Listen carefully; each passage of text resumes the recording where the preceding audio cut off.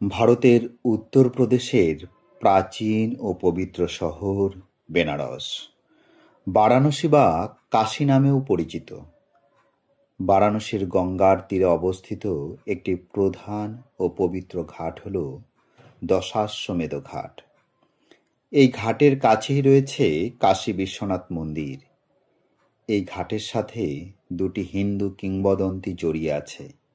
একটি অনুসারে ব্রহ্মা শিবকে স্বাগত জানাতে এটি তৈরি করেছিলেন, এবং অন্যটিতে শোনা যায় ব্রহ্মা 10টি অশ্বমেধ যজ্ঞ অর্থাৎ দশাশ্বমেধ যজ্ঞ করেছিলেন।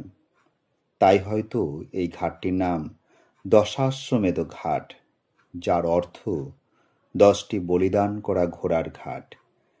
কিংবদন্তি অনুসারে ব্রহ্মা বারাণসীর পবিত্রতা প্রতিষ্ঠার জন্য এই যজ্ঞ করেছিলেন। দশাশ্বমেধ ঘাটের বর্তমান কাঠামোটি মারাঠা শাসক বালাজি বাজিরাও, যাকে পেশোয়া বাজিরাও নামে অভিহিত করা হয়, তিনি 1748 সালে নির্মাণ করেছিলেন।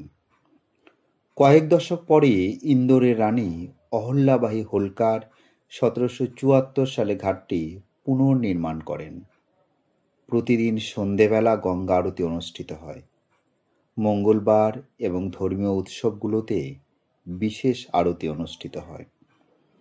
গঙ্গা আরতি সূর্যাস্তের ঠিক পরপরই শুরু হয় এবং এই আরতি প্রায় 45 মিনিট ধরে চলে। গ্রীষ্মকালে সূর্যাস্ত দেরিতে হওয়ার কারণে আরতি শুরু হয় সন্ধ্যে 7টায় এবং শীতকালে আরতি শুরু হয় সন্ধ্যে 6টায়। আমরা যখন ঘাটে পৌঁছলাম ঠিক তখনই আকাশ ডাকতে শুরু করলো। বৃষ্টি নেমে এলো। গঙ্গার দিকে তাকিয়ে দেখি উত্তাল গঙ্গা। কয়েকজনকে হোঁচট খেয়ে পড়তেও দেখলাম। একটি ছোলা বাদামের দোকানও উল্টে পড়ল। ঘাটের সব দোকান ফেরি অনেকটা উপরে উঠে এসেছে। নদীর জল অনেক বেশি। প্রাকৃতিক দুর্যোগ ও উত্তাল গঙ্গার কথা ভেবে নৌকো বিহারের খুব ইচ্ছে থাকলেও সব ভেবে বাতিল করা হলো। কিছু সময় পর আবহাওয়া বদলে গেলে মায়ের ইচ্ছে নৌকোয় চাপা হলো। মাথা পিছু 200 করে নিয়ে সব ঘাট ঘুরিয়ে নৌকোয় বসেই গঙ্গা আরতি দেখাবেন। 40 জন যাত্রী নিয়ে লাইফ জ্যাকেট সহ উত্তাল গঙ্গায় হালকা হাওয়ায় ভাসতে লাগলো নৌকো। সূর্যাস্তের ঠিক আগে গঙ্গা থেকে বেনারসের অপূর্ব দৃশ্য। মন্দির, ঘাট, শহরের আলো গঙ্গায় মিশে যেন রামধনু জলে আলিঙ্গন করছে। শত শত নৌকো ভাসছে, বেশিরভাগই ছোট, 2-1টি বড়। এক একটি ঘাট দেখাতে দেখাতে নৌকো চালক এগিয়ে চলেছেন, মাঝে মাঝে বর্ণনাও দিচ্ছেন। প্রাচীন, পবিত্র ও আধ্যাত্মিক শহরকে নৌকো থেকে দেখা স্বপ্ন দেখার মতোই। বেনারসে গঙ্গার তীরে মোট 88টি ঘাট রয়েছে। বেশিরভাগ ঘাটই স্নান, পূজা ও ধর্মীয় আচার অনুষ্ঠানের জন্য ব্যবহৃত হয়। সব দেখা সম্ভব না হলেও এক এক করে দেখছি অনেকগুলোই। মণিকর্ণিকা ঘাট ও রাজা হরিশ্চন্দ্র ঘাটে দেখলাম দাউ দাউ করে চিতার লাল আগুন জ্বলছে।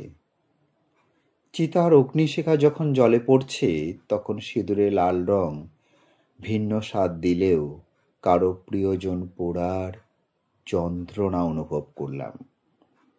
রাজাঘাট হয়ে ফিরে দশাশ্বমেধ ঘাটের নৌকো নোঙর করা হলো। এখানে বসেই আমরা ঐতিহাসিক গঙ্গা আরতি দেখেছি। সাধারণত গঙ্গার খুব কাছে আরতি হলেও নদীর জল অনেক বেশি হওয়ায় মা গঙ্গা মন্দিরের পাশে একটি বহুতলের ওপরে আরতির প্রস্তুতি চলছে। শত শত নৌকোয়, ঘাটে ও বিভিন্ন বহুতলের ওপরে কয়েক হাজার লোক অপেক্ষা করছে। মন্ত্রোচ্চারণের মাধ্যমে মা গঙ্গার পূজা শুরু হওয়ার বেশ কিছুক্ষণ পর দেখলাম 7 জন সুঠাম পণ্ডিত যুবক পুরোহিত উঠে দাঁড়ালেন। প্রথমে শাঁখ বাজিয়ে আরতি শুরু করলেন, পরে ধূপ ধুনোয় আরতি, সবশেষে বহুস্তরীয় প্রদীপ ঘুরিয়ে আরতি করা হলো। এ এক মায়াবী দৃশ্য, গায়ের লোম দাঁড়িয়ে যাওয়ার মতো। আনন্দে মায়ের চোখে জল এলো। বাবা হাত জোর করে কিছু বলল, বুঝলাম। ছেলে স্রোত হাত তুলে নেচে উঠল। পণ্ডিতদের সাথে হাজার হাজার লোক একসঙ্গে গাইছে, মন্ত্রোচ্চারণ করছে ও করতালি দিচ্ছে। ভৌগোলিক ভেদাভেদ ভুলে সবাই যেন এক আত্মায় পরিণত হয়েছে। গোটা ভারত যেন মিশেছে পবিত্র গঙ্গার এই দশাশ্বমেধ ঘাটে। শেষটায় প্রদীপগুলো দাউ দাউ করে জ্বলতে লাগলো, আর নৌকোয় কেনা প্রদীপ ও পুষ্পার্ঘ্য বাটিতে করে গঙ্গায় ভাসিয়ে দিল মা। বাবা গঙ্গা জল ছিটিয়ে দিল আমাদের মাথায়। মাথায় নিয়ে মা গঙ্গাকে প্রণাম করে হোটেলে ফেরার পথ ধরলাম।